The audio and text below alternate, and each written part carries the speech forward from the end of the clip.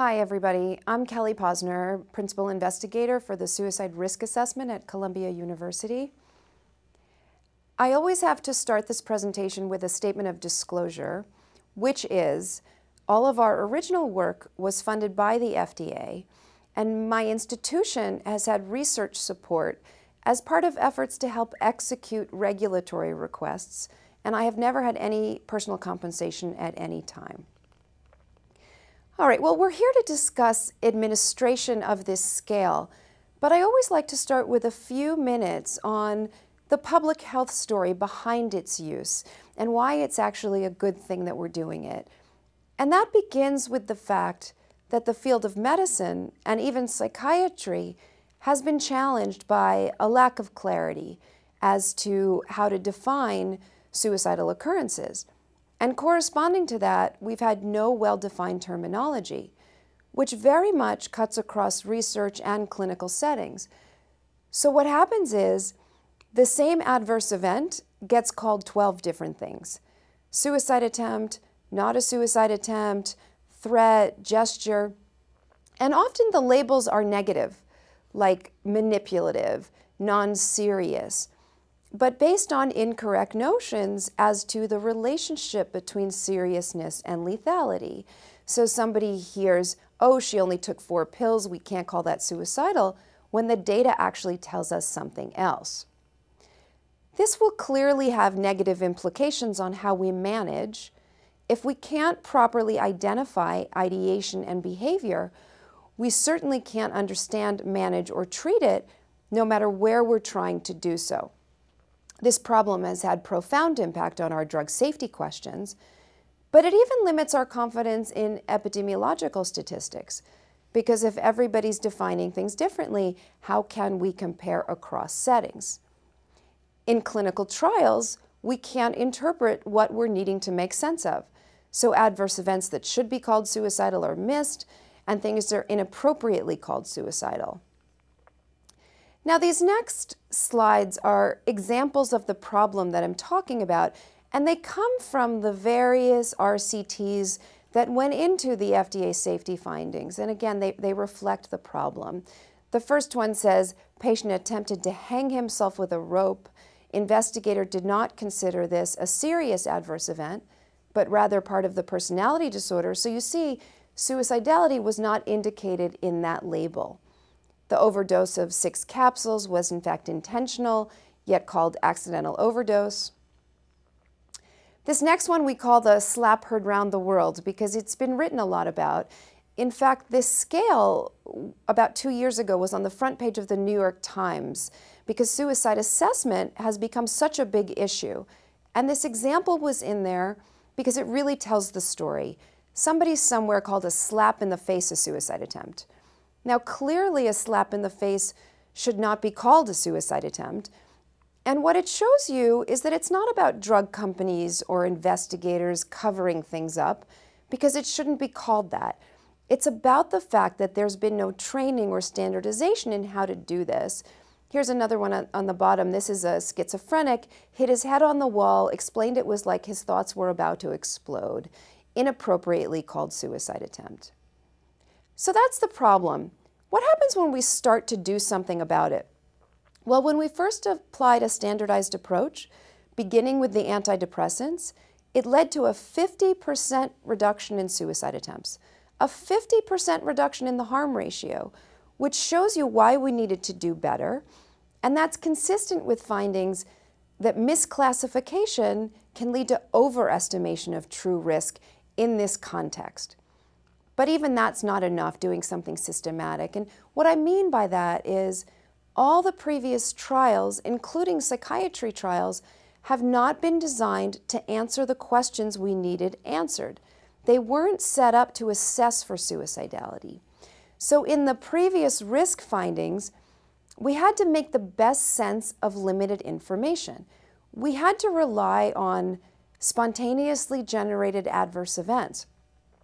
The problem with doing that is that people on active medications have more side effects, headache, stomachache, whatever it may be.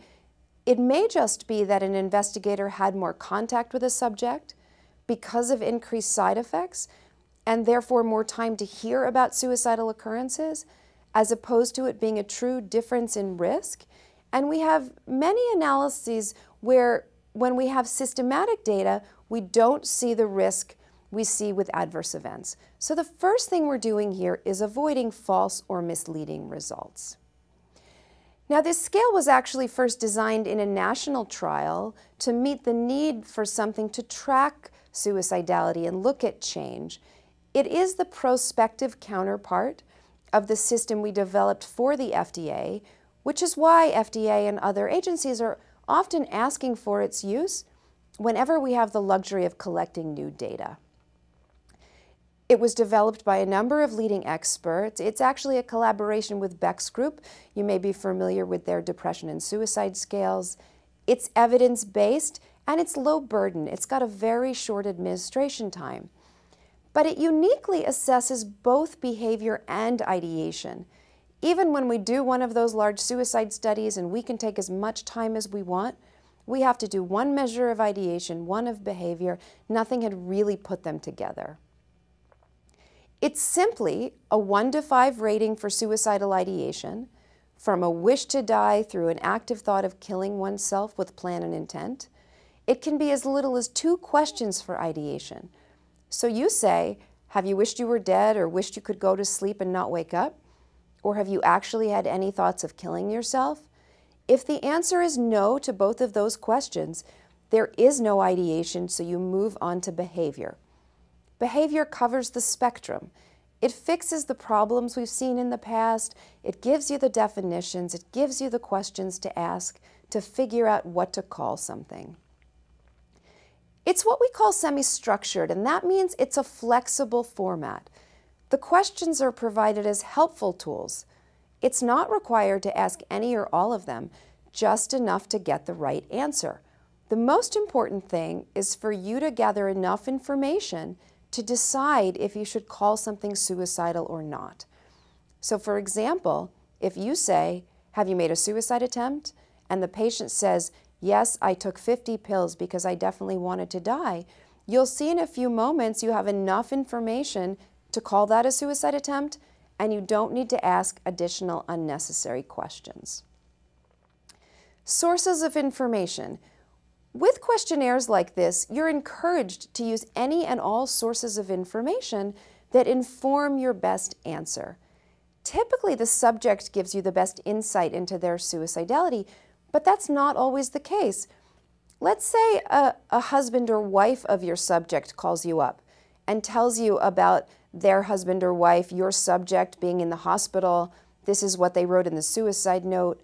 You will have enough information to check off attempt on your form according to the other source of information, and you don't necessarily need to speak to the subject directly. Okay, this is the range of types of ideation, and what this is doing is articulating what we've been trained in psychiatry to do for many years. It just hasn't necessarily been spelled out like this.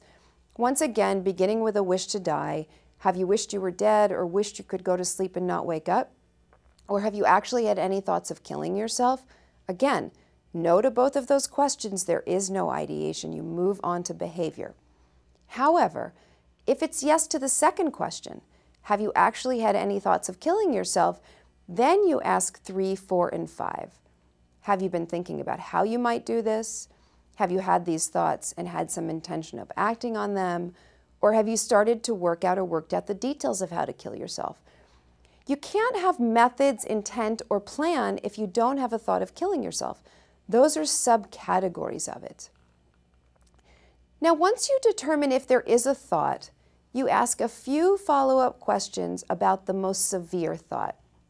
We're going to go through the questions, but the reason those questions are there is because Beck's group went through the scale of suicidal ideation with us, and those were the items that were significantly predictive of completed suicide.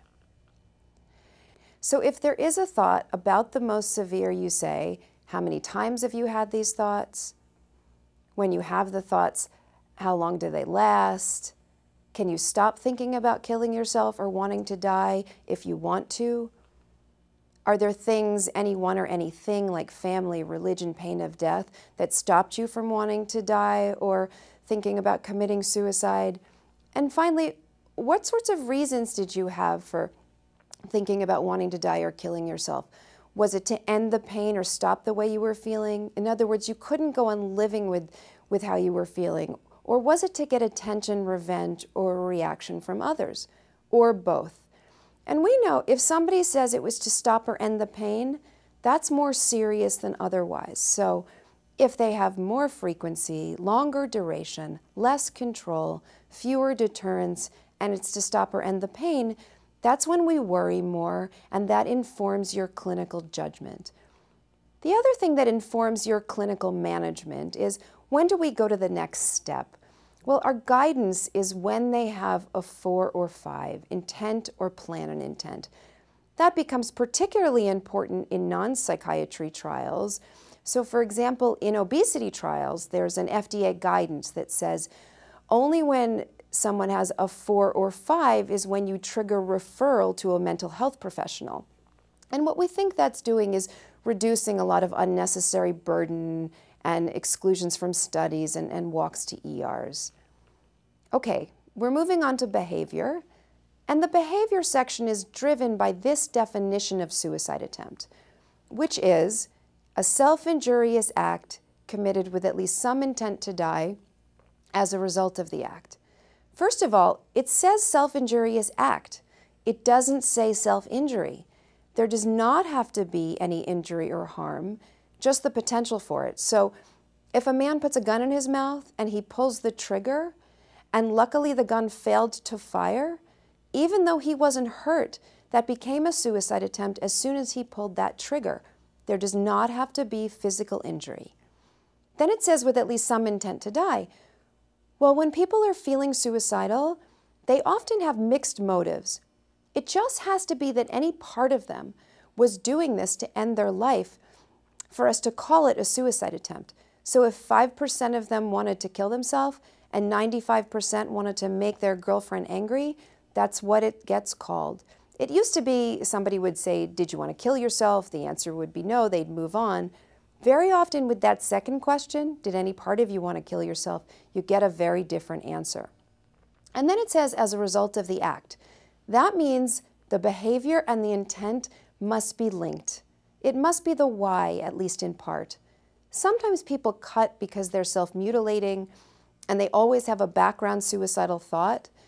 Those two things do not equal a suicide attempt. It must be the why, at least in part. And finally, we can infer intent clinically from behavior or circumstance. One way we can do that is if someone denies intent to die, but they thought it could have killed them. Another is what we call clinically impressive circumstances. That's a highly lethal act where no other intent but suicide can be inferred, like trying to shoot oneself in the head, or jumping from an 8th story, or setting oneself on fire, or taking 200 pills. No matter what they say, we can't infer anything but that.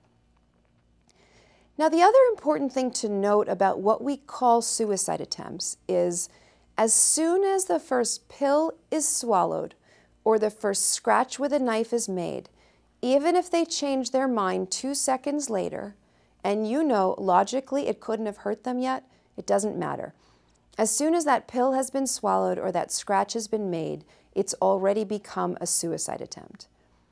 Now remember I said you don't have to ask any or all questions, just what you need?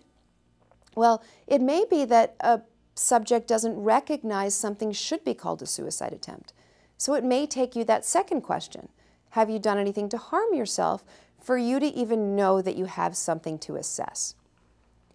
And what we're doing is distinguishing attempts from non-suicidal self-injurious behavior.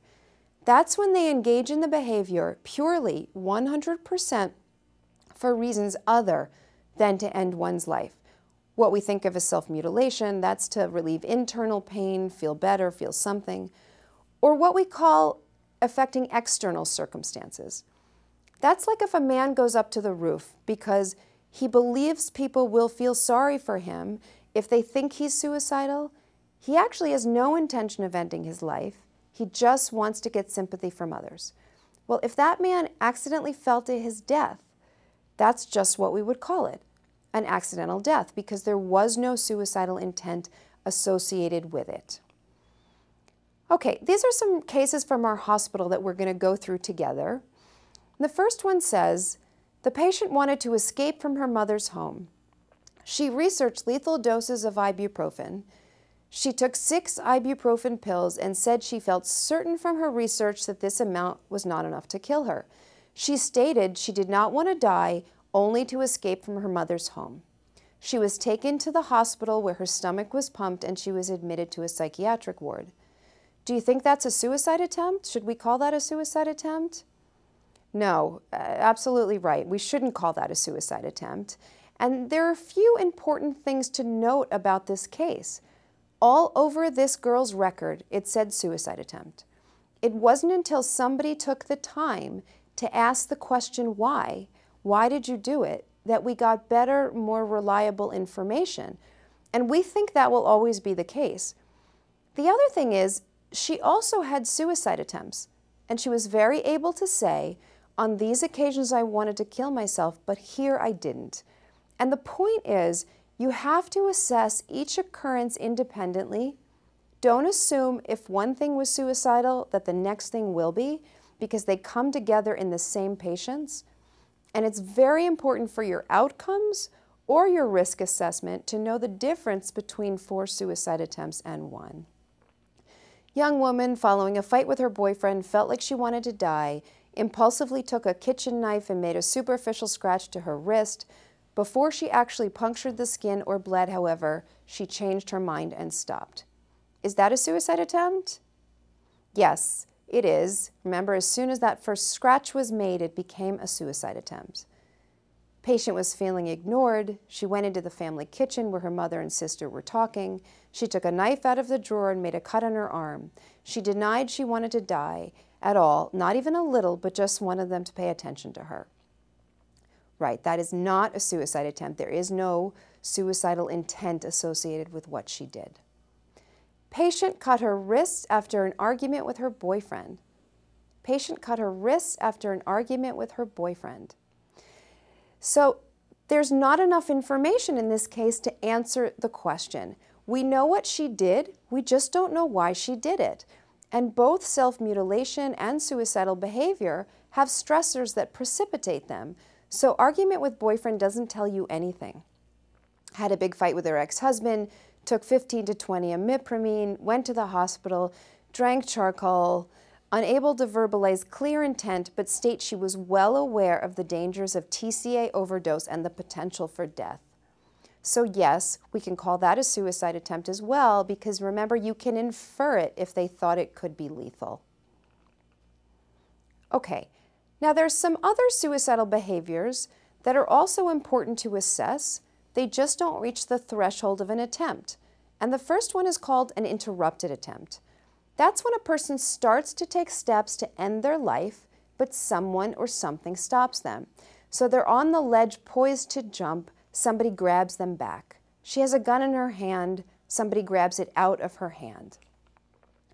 An aborted attempt is exactly the same thing, but they stop themselves. So he goes up to the roof, he turns around and changes his mind. She has a gun in her hand, she puts it down. And the final category is any other behavior. Saying something is not a behavior, but any other behavior with suicidal intent. Collecting or buying pills, purchasing a gun, writing a will or suicide note. So the question is, have you taken any steps towards making a suicide attempt or preparing to kill yourself, such as collecting pills, getting a gun, giving valuables away, or writing a suicide note? So the very examples are in the question for you to ask the subject. Now for suicidal behavior, you want to select everything that's appropriate, but you only want to select something if it's a discrete behavior.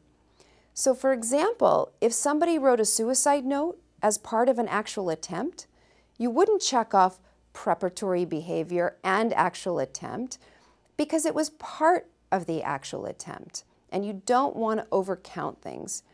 The other thing to note about suicidal behavior is if there's ideation as part of the behavior, which usually there is, you only indicated it in the behavior. If there's a suicide attempt, you don't check off an ideation answer and a behavior answer because it's part of the behavior. Now this is the attempts section, and I just want to highlight a few things. First of all, it's the only one with multiple questions. And remember I said you don't have to ask any or all questions, just what you need? Look at that last indented question. Or did you think it was possible you could have died from? Remember, if they deny intent, you can infer it if they thought it could be lethal. So you may need that question to get to the right answer. It just gives you the tools you may need to get to the right place, we think. And then at the bottom it says, has subject engaged in non-suicidal self-injurious behavior? We think that's really important because what that does is give you credit for having appropriately assessed something and ruling it out. If that weren't there for the self-mutilation cases, etc., it would just be nose down the page, and it wouldn't be reflected that you asked the right questions and decided something shouldn't be called suicidal. Completed suicide is on the form. It can happen in any setting.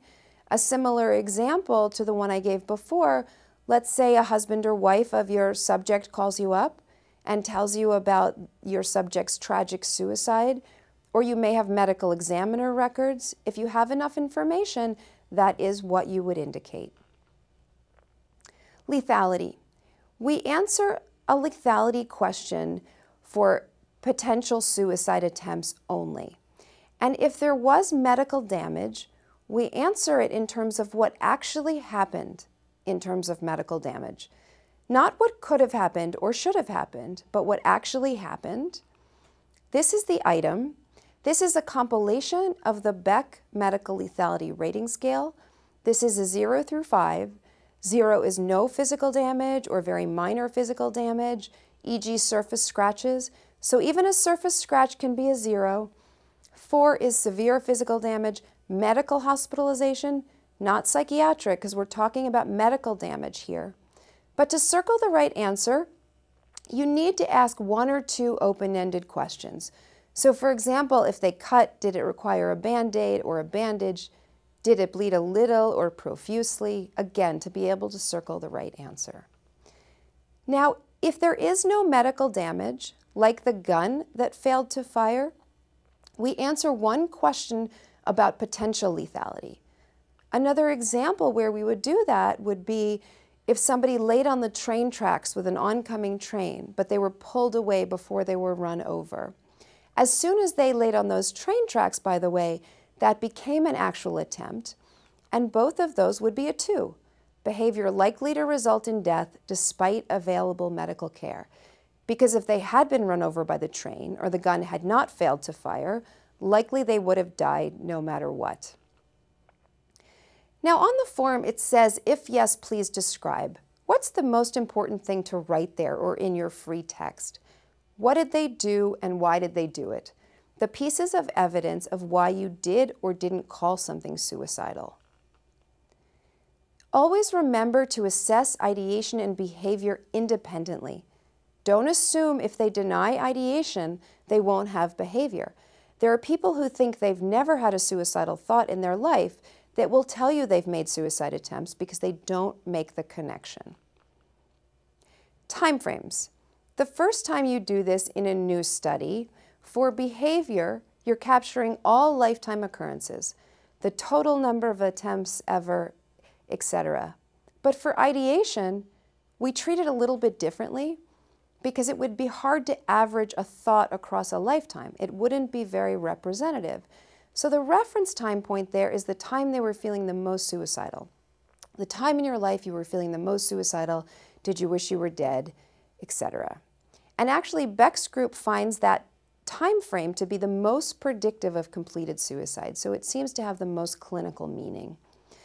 And sometimes this scale is being put in the middle of ongoing trials because some good data is better than no good data, or for safety monitoring. In that case, there's something called an already enrolled subjects version, and that baseline covers 2 periods, prior to study start and since study start. So before you came into the study, how many attempts had you made, and how about from the study start till now? And whichever the case, every time you see the patient after that, you use the since last assessment version, since last visit, and that captures all events and types of thoughts since the last assessment. Since I last saw you, have you done anything or had thoughts of? So a few more case examples. Patient experienced heartbreak. She took 4 clonazepam, called a girlfriend, and talked her, cried it out. She was dismissive of its seriousness, but indicated she wanted to die at the time she took the overdose. Now, what would we call that? An attempt, interrupted, or aborted? Attempt, interrupted, or aborted? It would be called an attempt, because remember, as soon as she took that first pill, it became a suicide attempt. During pill count, the study staff discovered that 6 tablets were missing. Upon questioning, the patient admitted she was saving them up so she could take them all together at a later time in order to kill herself. Interrupted, aborted, or preparatory behavior? Preparatory behavior. Collecting pills is the very example that's even in the question. Patient reported he first started thinking about killing himself when he was 12. He thought about how easy it would be to pretend to fall in front of a bus before it was able to stop, so that it would look like an accident. Although he thought about it often, he said he didn't have the courage to do it. Now that's obviously ideation, but the type of ideation is thoughts with methods. This isn't a plan yet. A plan would be more detailed. A plan is next Tuesday at 3 o'clock, I'm going to go into my husband's medicine cabinet when I know he's going to be away at the office so he can't come home to stop me. A plan would be more detailed.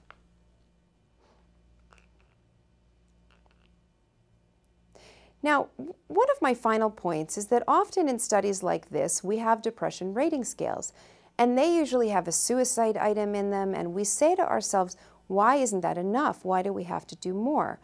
This is from something called the PHQ-9, which Dr. Spitzer, who developed the DSM, and Janet Williams, it's their wonderful scale developed in primary care for symptoms of depression. But the suicide item says, thoughts that you would be better off dead or of hurting yourself in some way. Well, first of all, we don't even consider better off dead even to be passive suicidal ideation. We don't consider it to be on the spectrum of suicidality. The only thing that the evidence has ever shown to be warranted is a wish to die. Beck's work has shown a wish to die to be significantly predictive of completed suicide. Hurting yourself can be self-mutilation, suicidality, again, setting you up for false positives. And we actually have studies where this item is followed by the SSRS, and that's what we see. When you ask the right questions about suicidality, you do away with cases that should have never been called suicidal in the first place. Now, there's a lot of clinical lore in the field that asking these questions is going to cause somebody to be suicidal, but the data tells us something different. Dr. Gould, who's an author on the SSRS, has a seminal article in JAMA 2005 indicating that asking these questions does not cause distress or suicidality.